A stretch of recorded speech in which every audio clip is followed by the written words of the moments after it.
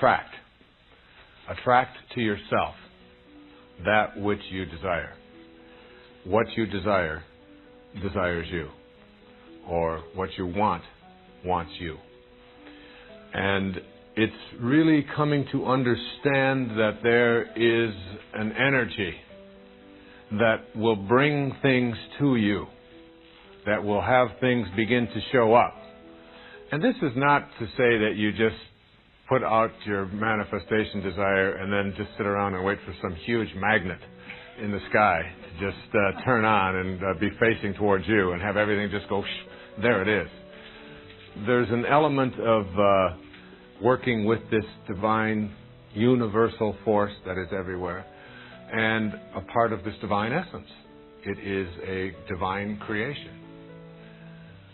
As you become more tuned into this divine consciousness, you begin to see that there's really a spiritual solution to every problem in your life. That the things that don't seem to be working, the problems that you may have, whatever they are, in relationships, in finances, in healing, and so on, that there is a solution in the physical plane that requires you to get up and do certain kinds of things and act in certain ways. But in back of that action is a thought. And the same force or the same power that moves waves to particles, which is the act of creation, also moves your pictures or your thoughts into the world of form. The same intelligence, the same energy that moves a star across the sky moves a thought across your mind.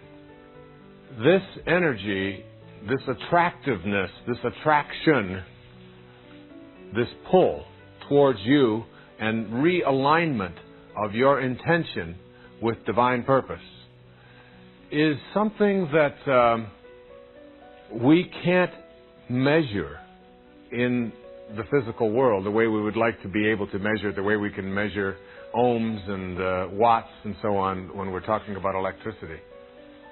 Nevertheless, it is exactly the very same power, and the power that allows for anything to go from wave to particle also is behind your ability to think, and therefore your ability to picture, and your ability to decide what it is that you do desire.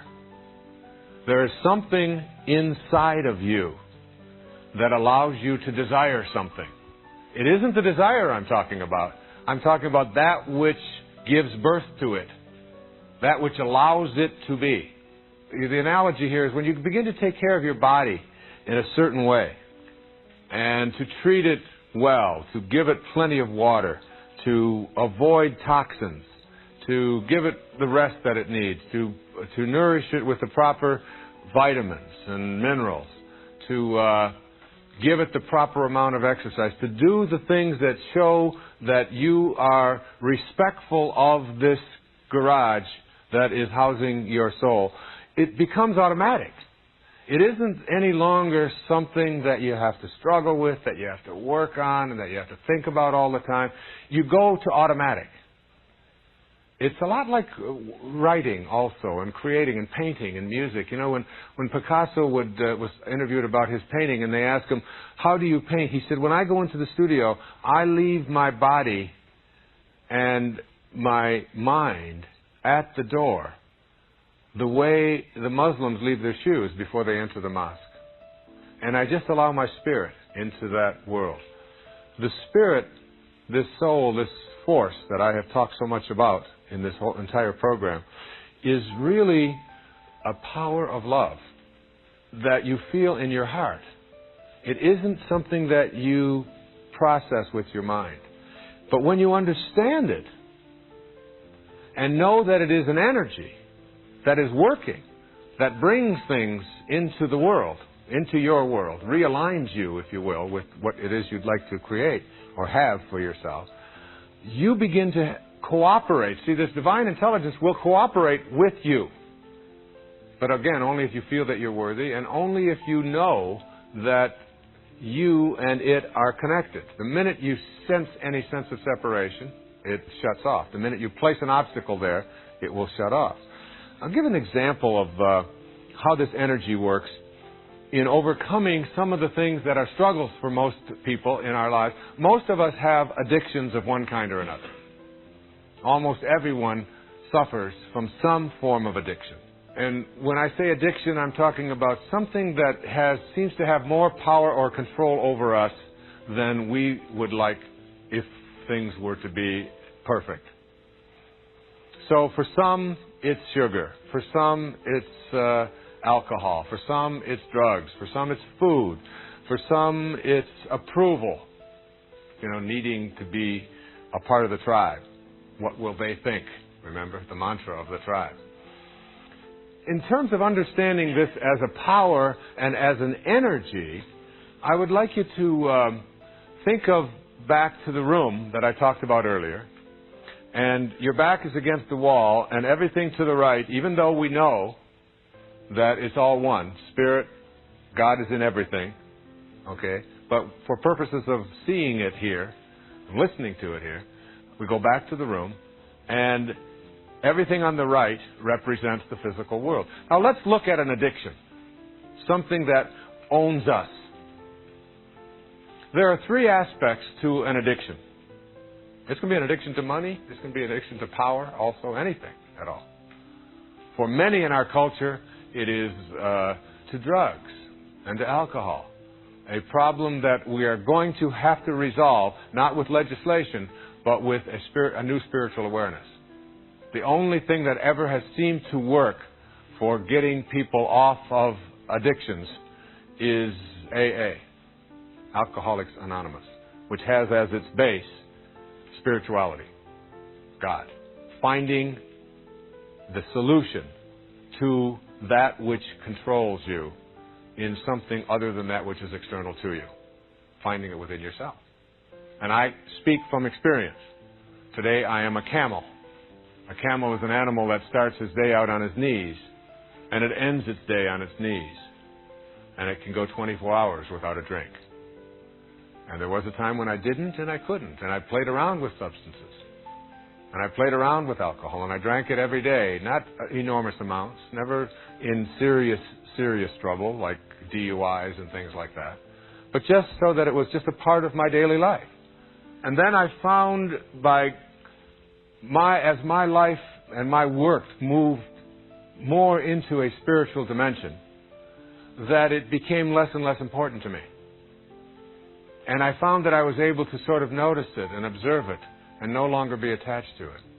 So that if you look at an addiction from everything to the right-hand side of your room in the physical plane, there are three aspects of it, all of which are in the physical domain.